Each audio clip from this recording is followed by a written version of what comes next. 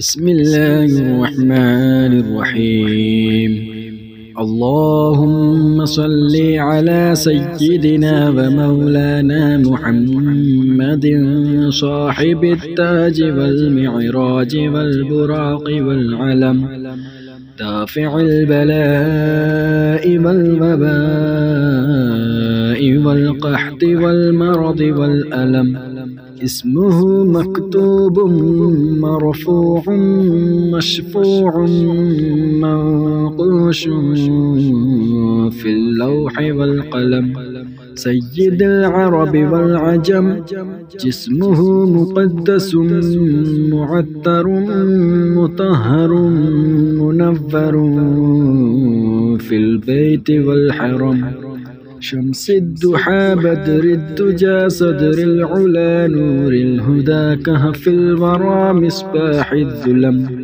جميل الشيم شفيع الأمم صاحب الجود والكرم. والله عاصمه وجبريل خادمه والبراق مركبه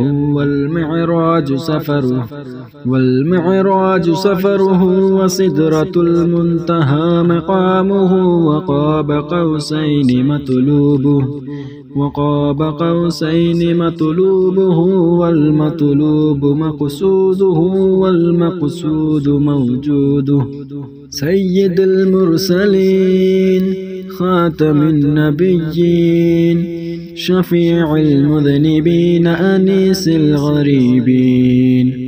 رحمة للعالمين راحة العاشقين مراد المشتاقين شمس العارفين.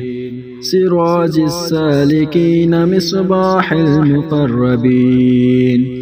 محب الفقراء والغرباء والمساكين. سيد الثقلين نبي الحرمين إمام القبلتين وسيلتنا في الدارين. صاحب قاب قوسين محبوب رب المشرقين ورب المغربين. جد الحسن والحسين مولانا ومولى الثقلين. أبي القاسم محمد بن عبد الله نور من نور الله نور من نور الله.